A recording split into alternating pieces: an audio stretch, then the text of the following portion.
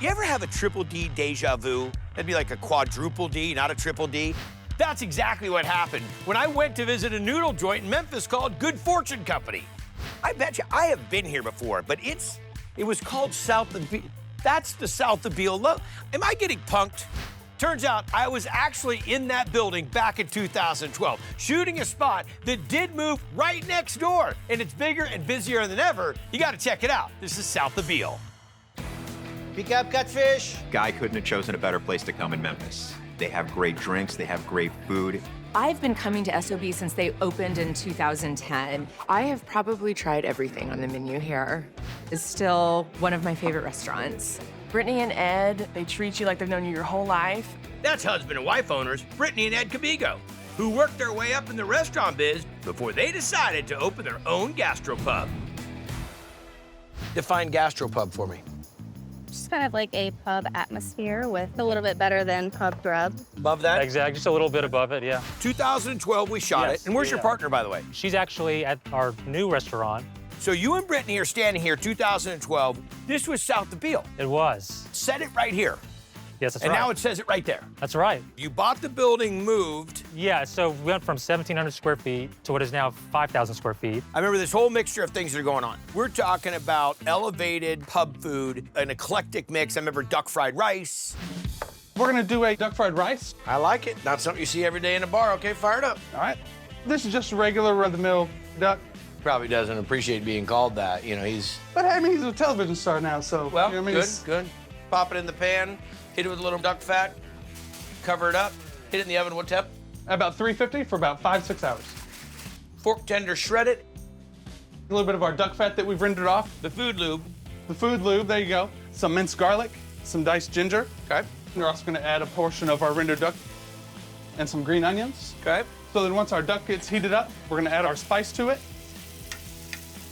Then we're gonna take some steamed jasmine rice. We're gonna hit it with a little soy sauce, a little bit of sriracha hot sauce. And now while that's heating up, we're gonna take a delicious sunny side egg, hit the egg with some of our 5 spice. Okay.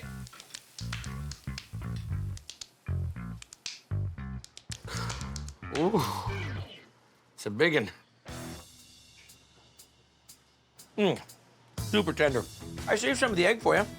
That's the piece de resistance. Oh, right it there, is. yeah. That is a piece that I try to resist. Still have that chef? He just recently left us to move on to a different concept in Nashville. Okay. So we have a new chef, Chef Cyril, and he fits perfectly with us. Pick up zacabol. What's hot? What's new on the menu? Our General Tso's cauliflower is a really popular dish now. It's probably our #1 seller. Awesome. It's crunchy, and just the flavor of it is outstanding. We are doing the tempura batter for the General Tso cauliflower. Cornstarch, the rice flour, the baking powder, salt and pepper. We're gonna whisk the eggs with soda water and combine with our dry ingredients. Blend it all together. We have our cauliflower, put it in my batter, stir that up pretty well, and then we're gonna drop it in the oil.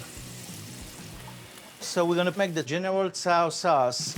So we have rice vinegar, soy sauce, sambal, not too spicy, but it's a nice flavor. And then we're gonna add sugar to it. Bring it up to a boil, then turn it off. We're gonna mix cold water and cornstarch, bring it up to a quick simmer, and that will thicken our sauce. Wanna make sure everything is coated, and then we're plating. Finish the dish with some green onion and roasted sesame seed. I have our General Tso cauliflower for you. It has a great flavor. It's not too spicy. It's a little on the sweet side, too. So it has that sweet and savory kind of together.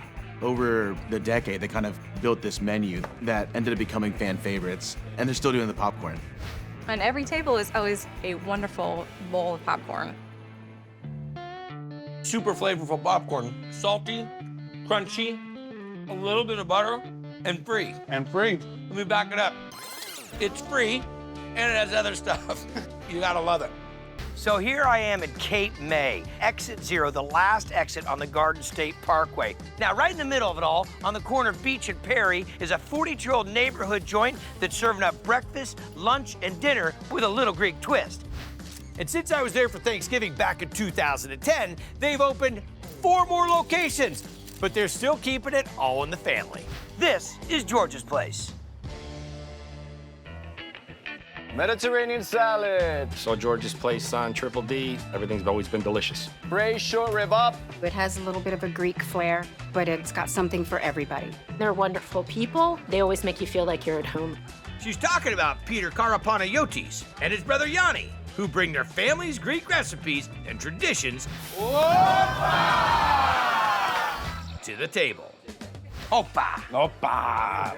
My brother can't be here today because he's in Greece. He's working on a lot of side projects for the restaurant. So you're the boss in the kitchen? On the days that my brother's not here, yes, I am. Can I get 2 tzatziki's for these short ribs, please? I was on Triple D the last time. Peter and John put their own particular twist on everything. I had the Triple D turkey Comfi. Fabulous. Turkey confit. So how we start this? A little kosher salt right into the food processor. A little? Yeah, just a little. It's tarragon, rosemary, parsley. And what do we call this mixture that you're making? Green salt. Green salt. There you go. Take a look at that. It's like a savory snow cone. That green salt right there is gonna get rubbed on the turkey breast? Yes, it is. Skin on and everything? Yep, skin on. Go for it. Put this in the fridge for 2 to 3 hours. Wash it off with some cool water. Back into the fridge for 24 hours, and then we go to the confit method. That's correct. They go into the big hotel pan with the duck fat. There should be music here. I like this. A cross between deep frying and poaching. In the oven at 250 for 3 hours. Yes. And what are we gonna serve this with? Cornbread and andouille sausage stuffing. Okay.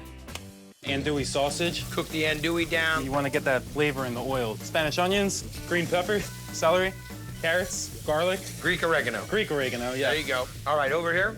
I got you. I'm spotting him right here.